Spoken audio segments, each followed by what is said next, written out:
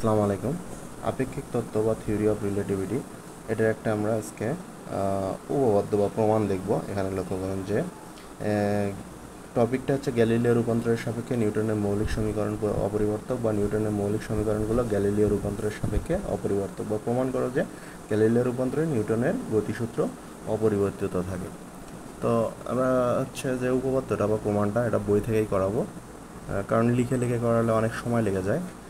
এখন আপনারা একটু দেখতে পারেন যে আমি বই থেকে শুধু রিডিং করাচ্ছি না, আপনাদের বুঝে দিচ্ছি। এই বিষয়টা একটু লক্ষ্য করেন, তারপর না ভিডিওটা স্কিপ করবেন। আচ্ছা দেখুন, এখানে প্রথমেই লিখছে যে আমরা জানি কোথা থেকে জানি, এটা x dash equal to x plus x minus v t, y dash equal to y, t dash equal to t. এটা একটু আমরা আগে দেখি, তাছাড়া জিনিসটা বুঝতে পারবেন।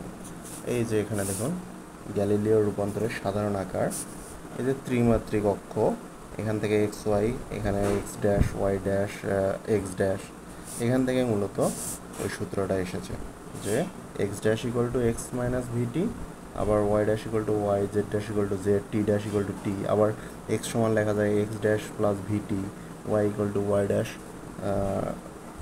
Y equal to y dash, z equal to z dash, t dash equal to T dash.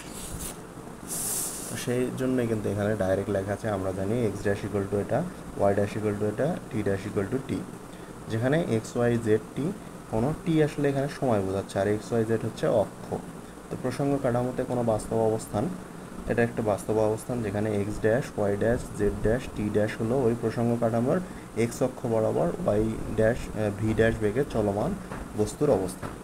আসলে এই চিত্রটা যদি আপনারা ভালোভাবে বোঝেন, যে এখানে যদি লক্ষ্য করি ভি গতিতে এটা চলতেছে, এটা ভি ড্যাশ গতিতে চলতেছে। এটা এক সময় শূন্য ছিল, কিন্তু সেখান থেকে চলতে চলতে ভি ড্যাশে গিয়েছে। তো এখানে কিন্তু সেটাই বলা আছে যে এক্স অক্ষ বরাবর ভি ড্যাশ বেগে চলমান অবস্থা বস্তুটির অবস্থান। তো নিউটনীয় প্রথম গতির সূত্র অনুসারে বস্তুর ওপর বল কাজ না করলে স্থির বস্তু চিরকাল স্থির থাকে এবং গতিশীল বস্তু সমবেগে সরলরেখায় চলতে থাকে, এটা আমরা জানি। এই কিছুদিন আগে আবার ভাইরাল হয়েছে যে পঞ্চগড়ের এক বিজ্ঞানী নিউটনের এই একটি সূত্রকে আবার সমর্থন করে, অন্যটিকে সমর্থন করে না।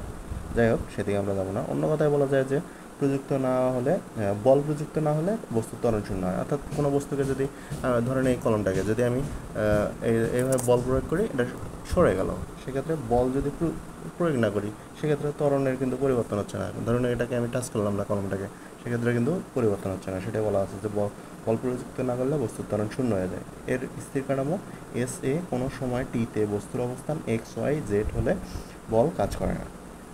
তো এখানে লক্ষ্য করুন, কাজ না করলে সেক্ষেত্রে আমরা এটা লিখতে পারি যে d square x d t square. যদি টিতে অবস্থান এক্স ওয়াই জেড হলে বল যদি কাজ না করে, সেক্ষেত্রে d square x d t square, d square y d t square, d square z d t square equal to শূন্য। অর্থাৎ এই যে বাংলা কথাটা, এটারই আমরা হচ্ছে সমীকরণ আকার রূপ দিলাম। তো গতিশীল কাঠামো এস ড্যাশ এ একই সময়ে বস্তুর অবস্থান হচ্ছে x dash y dash z dash. আগে ছিল আমাদের এস কাঠামো, সেখানে এক্স ওয়াই জেড ছিল। এবার আমাদের এস ড্যাশ কাঠামো, সেই জন্য নিয়েছি হচ্ছে x dash y dash z dash, ভিন্ন একটা নিয়েছি হলে রূপান্তর সমীকরণ। এক্ষেত্রে রূপান্তরিত সমীকরণ আমাদের হচ্ছে d square x dash D T dash square. আচ্ছা, এখানে এক্স ড্যাশের মান প্রথমে কিন্তু আমরা এখানে জানি যে এক্স মাইনাস ভিটি, সেটা বসিয়ে দিয়েছি এখানে। এটাকে যদি আমি ক্যালকুলেশন করি, এখানে লক্ষ্য করুন, এটাকে যদি আমি ক্যালকুলেশন করি, তাহলে এখানে হচ্ছে d square x d t square. আর এটাকে যদি আমি টির সাপেক্ষে দুইবার অন্তরীকরণ করি, সেক্ষেত্রে কিন্তু এটা শূন্য হয়ে যাচ্ছে, এজন্য কিন্তু এখানে লেখেনি জিনিসটা। আচ্ছা, তার পরবর্তীতে আবার হচ্ছে d square y dash d t y square. Y dash সমান তো ওয়াই, এখানে আমরা জানি, তো ওয়াই লিখেছি। আবার d square z dash d t square, z dash সমান আবার জেড, সেটাও এখানে আমরা জানি। এখানে জেড ড্যাশ সমান জেড হবে, এটা লেখা হয়নি, মিস্টেক করেছে। Z dash equal to z, আপনারা লিখে নেবেন y dash equal to y comma দিয়ে z dash equal to z. আচ্ছা, এখন কাজে এস ড্যাশ, এই যে এস ড্যাশের কাঠামোর পর্যবেক্ষণের কাছে বস্তুর ত্বরণ এস কাঠামোর যে এস যে কাঠামোটা ছিল, অর্থাৎ কাঠামো বলতে কিন্তু এই যে এখানে বোঝাচ্ছে। ধরুন এই যে এখানে আছে, এটা এস, আর এটা এস ড্যাশ কাঠামো, এটা একটা কাঠামো, এটা একটা কাঠামো। এই কাঠামোর কথা এখানে বলা হচ্ছে, যদিও এখানে চিত্র অঙ্কন করা নাই, করাও লাগবে না। কাঠামোর পর্যবেক্ষণের সমান এবং ত্বরণ হচ্ছে শূন্য। কোনো যদি বেগ সৃষ্টি না হয়, অর্থাৎ কোনো যদি, যেটা বুঝালাম যে এটাকে যদি আমি টাচ না করি বা বল প্রয়োগ না করি সেক্ষেত্রে,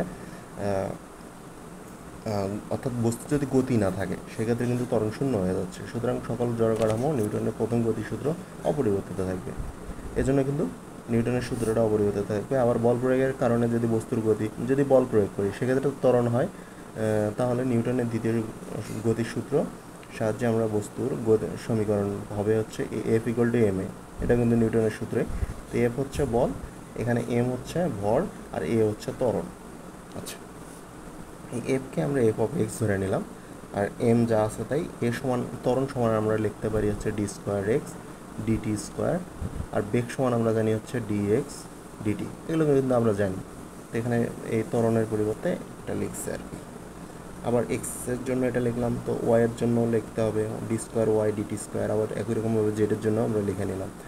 এভাবে আমরা f of x, f of y, f of z যথাক্রমে এক্স এক্স ওয়াই এবং জেড অক্ষ বরাবর বলের অংশ গ্যালিলিও রূপান্তরের সাহায্যে সমীকরণগুলো নিচে গ্যালিলিওর রূপান্তরের সাহায্যে সমীকরণগুলো রূপান্তরিত করলে পাওয়া যাবে কি, যে দেখুন এই জিনিসটা এখানে লেখা হয়েছে যা আছে তাই।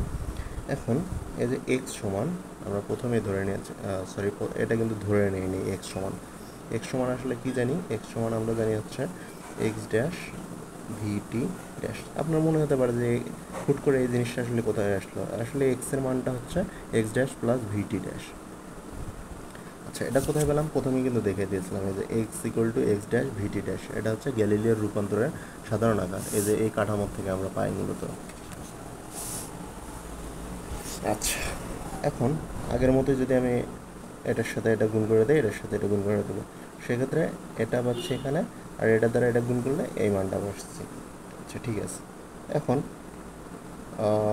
ধরুন এটা লিখলাম, এই ডি স্কোয়ার এক্স ড্যাশ এটা লিখলাম, কারণ ডিটি স্কোয়ার সমান, এখানে আমরা শুরুতে কিন্তু লিখে নিয়েছিলাম যে টি ড্যাশ ইকুয়াল টু টি, এজন্য টির পরিবর্তে টি ড্যাশ লিখতে পারি।